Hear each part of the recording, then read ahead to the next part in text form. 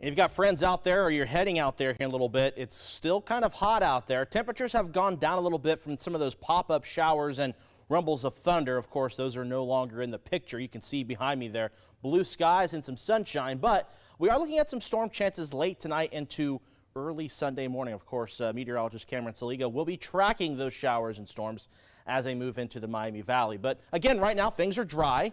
But before we dive into our forecast here at home, because we are looking at some changes over the next 7 days, I do want to bring our attention to the very latest about Hurricane Erin. Again, still a Category 5 hurricane. This thing went through rapid intensification. It increased wind speeds 70 miles per hour in just 15 hours. That's very impressive for a tropical system. But this is still beginning to deepen. So again, it's strengthening with this hurricane. Moving to the west very quickly at 15 miles per hour with winds sustained at 160 miles per hour. So here's that latest track. It's still moving to the west as we head into Sunday, maintaining that Category 5 strength.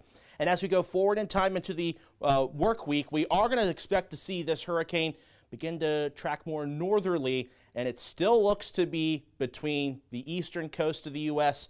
and Bermuda, and it will eventually kind of hug around Bermuda and go up towards the North Atlantic. So right now, not an immediate threat to the U.S., but some surf and storm surge, or excuse me, not storm surge, but rather rip currents will be something that will be kind of an impact for those folks along the eastern U.S., along the Atlantic. But for us here at home, we have been seeing a couple of those pop-up showers and storms, as we mentioned yesterday afternoon, yesterday evening, just with this ring of fire, as I mentioned at the top of the show.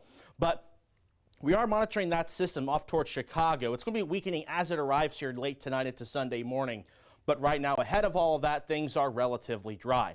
Today's high was 89 degrees, so a few degrees above normal for this time of the year. Didn't quite make it to that 90-degree mark, at least yet. I had been looking at some of the data, and I think we did make it into the 90, 91-degree mark in Dayton. But a lot of locations still in the mid to upper 80s.